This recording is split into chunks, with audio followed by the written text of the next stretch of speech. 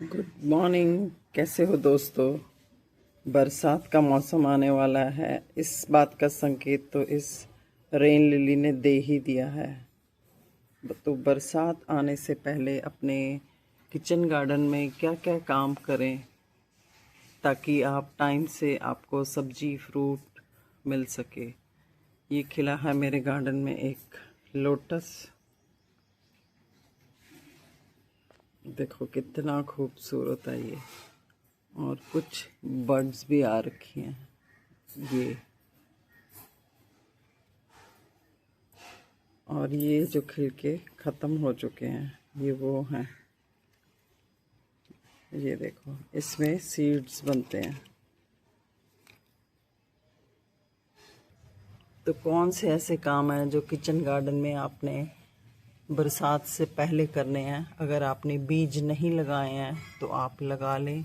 ये कुछ दिन पहले ही मैंने कद्दू के सीड्स लगाए थे। ये देखो काफ़ी अच्छी इसमें ग्रोथ हो गई है।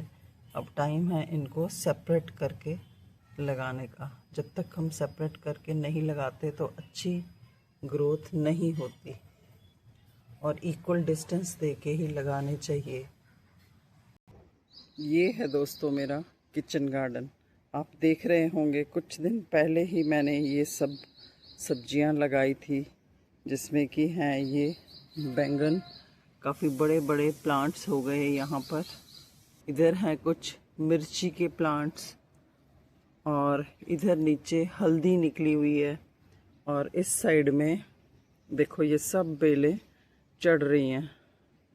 इतना घना मेरा अभी से हो गया है। जब बारिश आएगी तो उसके पहले ही तैयारी ये आपने करनी है कि जितने भी आपकी जो पत्तियां नीचे टच कर रही हैं ज़मीन को, उनकी आपको कटिंग कर देनी है ताकि वो पत्तियां जो ज़मीन पर टच हो रही हैं वो ना टच हों। और वहीं से फिर जो छोटे छोटे कीड़े हैं वो इसके ऊपर चढ़ते हैं, सब्जियों के ऊपर।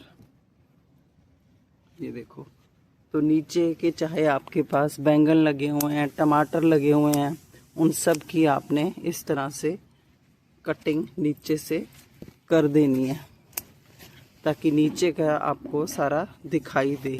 और ये ही टाइम है जब आपने नीचे खूब सारी गुड़ाई करनी है और खाद देने का भी टाइम ये ही है। क्योंकि बारिश में जब फिर बरसात होगी तो जितना भी आप इसमें खाद डालोगे वो सारी खाद पानी के साथ बह जाएगी। तो ये टाइम अभी इसमें कटिंग का है, प्रूनिंग का है, खाद देने का है। और जितने भी फिर कीट पतंगे हैं वो आपके फंगस अटैक करे इसके पहले ही आपको इसके ऊपर नीम ऑयल का छिड़काव करना है। अक्सर इनके ऊपर खूब सारे कीड़े लग जाते हैं इस टाइम पर, तो आपने नीम ऑयल का स्प्रे करना है। नहीं तो बैंगन के प्लांट्स के ऊपर आप राख का छिड़काव भी कर सकते हैं, वो भी बहुत अच्छा रिज़ल्ट देती है इसके ऊपर। और इस टाइम के ऊपर देखो इसमें खूब सारे फूल आ गए हैं जो कि अभी फलों में परिवर्तित होंगे। ये देखो और एक बैंगन तो नीचे लग भी गया। और नीचे जितनी भी खरपतवार आपके ग्रो बैग हैं या ज़मीन में लगे हुए प्लांट्स हैं, सब्जी है, उसमें से आपने सारी पतवार को निकाल देना है। क्योंकि अब बारिश के पानी में नाइट्रोजन बहुत ज़्यादा होती है तो प्लांट्स भी अच्छी ग्रोथ करते हैं और नीचे जितने भी बेकार पौधे भी हैं वो भी बहुत ग्रोथ करते हैं।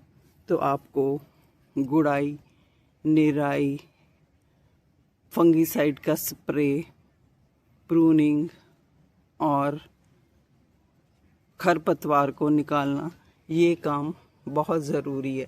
और इस टाइम के ऊपर जितनी भी सब्जी लग रही है आपको उसको साथ की साथ हार्वेस्ट करना है। ये देखो 1-2 दिन में ही भिंडी इतनी बड़ी हो जाती है। टाइम से अगर आप इसका हार्वेस्ट नहीं करते तो दूसरे फूल भी नहीं बन पाते और ये सब्जी भी बेकार हो जाती है। देखो कितनी बड़ी भिंडी अभी एकदम कच्ची है। कुछ और हार्वेस्ट कर लेती हूँ। और इस टाइम पर ये बरबटी भी देखो कितनी बड़ी बड़ी लग रही है। इसको भी टाइम से आपको हार्वेस्ट कर लेना चाहिए। ये देखो कितनी ज़्यादा ये लगती है। और बरसात से पहले सारी बेलों को आपको ऊपर रस्सी बांध के चढ़ा देना चाहिए, जिससे कि इसके पत्ते और सब्जी नीचे टच ना हो। ये देखो, ये तो आपको ज़रूर ही लगानी चाहिए। बहुत ज़्यादा इसमें सब्जी लगती है। अगर इस तरह से पक भी जाती है ना ये, तो आपको डिस्कार्ड नहीं करना। इसमें से इस तरह के बीज निकाल के यूज़ कर लेने हैं। ये देखो, ये इस तरह से सारी बेलें मैंने ग्रिल के ऊपर चढ़ा दी हुई हैं। ये देखो, इनके ये वाले फूल हैं, ये वाले, और ये फूल ही सारे परिवर्तित होते हैं बीन्स में। ये देखो, जब चढ़ने के लिए अच्छी जगह मिलती है ना, तभी ये बेलें बहुत अच्छे से फैल पाती हैं। और ये वाली कुछ दूसरी वैरायटी की बीन्स हैं। ये देखो, ये भी कितनी भर भर के लगी हुई है इस टाइम पर। और उधर मेरी है लौकी की बेल। ये नीचे सारे इसके पत्ते हटाने पड़ेंगे मुझे। थोड़ा नीचे ज़मीन खाली करनी पड़ेगी, जिससे कि बारिश का पानी अंदर चला जाए। और ये देखो, सामने वाले कुकर की सीटी बजा रहे हैं। ये देखो कितनी ज़्यादा भरपूर मेरे को ये सब्जी मिल रही है। तो आप भी थोड़े बहुत, अगर आपके पास जगह है, ग्रो बैग है, तो उसमें आप एक बीज भी लगा लेते हैं ना, तो देखो कितनी हार्वेस्ट आपको मिल जाती है। ये सारी की सारी बेलें मैंने इस तरह से इसके ऊपर पाइप्स लगा के चढ़ा दी हुई हैं। और नीचे का सारा मैं ग्राउंड क्लियर करूँगी। जितने भी पत्ते ज़मीन में टच हो रहे हैं, उन सबको मैं बारिश आने से पहले क्लियर कर लूँगी। आपको तभी सब्जी भी लगी हुई तभी दिखाई देती है, जब ज़मीन के साथ टच नहीं हो रहे प्लांट्स। तो ये देखो, ये मेरे को हार्वेस्ट मिल गई इतनी सारी ये बीन्स और ये भिंडी। और इस साइड में भी ये देखो, ये लगी हुई है बीट रूट।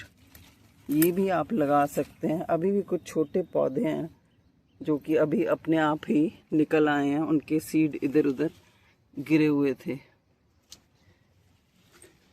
ये कुछ और बीन्स हैं। ये पुदीना भी देखो बेतहाशा बड़ा हो रहा है। तो आप, अगर आपके पास इतना लगा हुआ है, तो आप इसकी पूरी पूरी डंडियां निकाल के इसको, पत्तों को अलग करके सुखा सकते हो पाउडर फॉर्म में। तो आप इसका चाट मसाला वगैरह जब बनाते हैं या सब्जी में, दही में डालने के लिए इसको यूज़ कर सकते हो। इस टाइम पर अगर आपके भी चुलाई लगी है, तो आप उसकी हार्वेस्ट करते रहें, नहीं तो इसके ऊपर सीड्स बनने शुरू हो जाते हैं। फिर वही सीड, ये इसके सीड्स हैं, वो ज़मीन में गिर गिर के फिर इतने प्लांट्स इसके बन जाते हैं ना, कि आप संभाल नहीं सकते उनको। ये देखो, पूरा एक ही पेड़ के ऊपर आप जब कटाई करते रहते हो, तो वो प्लांट बहुत ज़्यादा फैल जाता है। लेकिन इसके सीड्स आपको निकाल के फेंकने चाहिए, नहीं तो वो इतना ज़्यादा प्लांट बढ़ जाते हैं। ये देखो, इधर भी सारे पौधे भरे पड़े हैं। और ये कुछ ही दिन पहले मैंने एक सीड लगाया था पपीते का।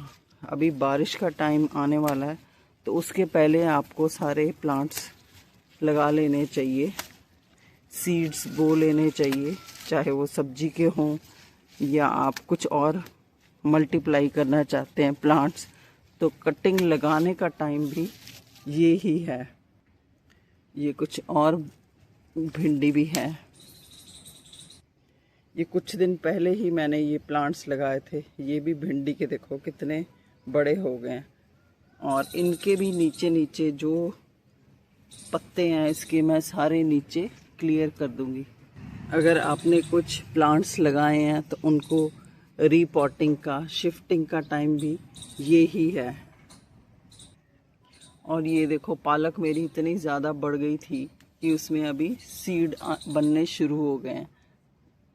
तो या तो मेरे को ये सारे सीड उखाड़ देने पड़ेंगे और यहाँ जो जगह क्लियर होगी वहाँ नई कोई सब्जी लगानी पड़ेगी। ये देखो अरबी भी अपने आप उगी हुई है। ये कुछ सब्जियां तो ऐसी है जैसे अदरक, हल्दी, अरबी, वो ज़मीन में लग जाती हैं तो फिर अपने आप ही वो एक दो अगर उसके बीज भी बीच में रह जाते हैं तो वो अपने आप ही निकल जाती हैं टाइम आने पर। ये कुछ ककड़ी की बेलें भी लगाई थी मैंने। ये देखो ये काफ़ी सारी फैल गई हैं पर अभी मुझे कुछ लगा हुआ दिख नहीं रहा।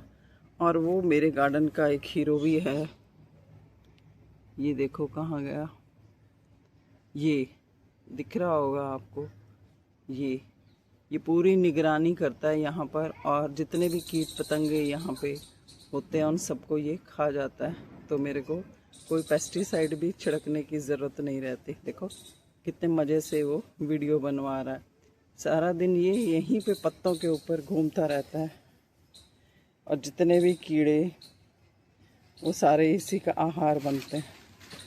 और ये सारी बेलें देखो ग्रिल के ऊपर इस तरह से चढ़ गई हुई हैं। ये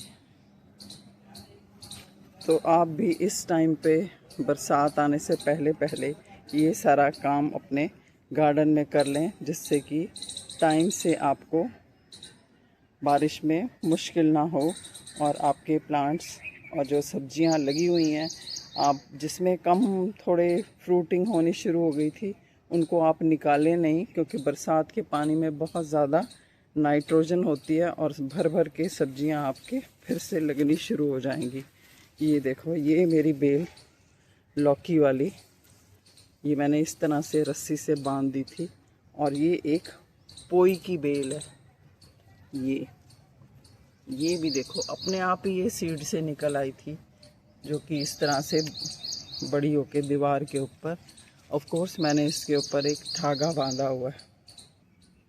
ये देखो एक ही चुलाई की बेल है जो कि पिंचिंग, कटिंग, प्रूनिंग से इतनी ज़्यादा ये प्लांट बढ़ गया हुआ है और इसके ही सारे नीचे सीड्स गिरे हुए हैं जो अब सारे फिर से प्लांट्स बन जाएंगे। तो आप भी बरसात आने से पहले ये काम ज़रूर कर लें। राख में से न्यूट्रिशन भी मिलता है और इसके ऊपर फिर कीड़ों का अटैक भी नहीं होता अपनी सब्जियों के ऊपर। नहीं तो कुछ आपके पास पत्ते, कोयला या लकड़ी पड़ी है उसको ही जला के आप राख बना के इनके ऊपर छिड़क सकते हैं। तो ये मेरा छोटा सा किचन गार्डन है। आप भी सब्जियां लगाइए, कुछ ऑर्गेनिक खाइए। मिलते हैं फिर कुछ और जानकारी के साथ किसी और वीडियो के ऊपर। अंत तक बने रहने के लिए थैंक यू सो मच।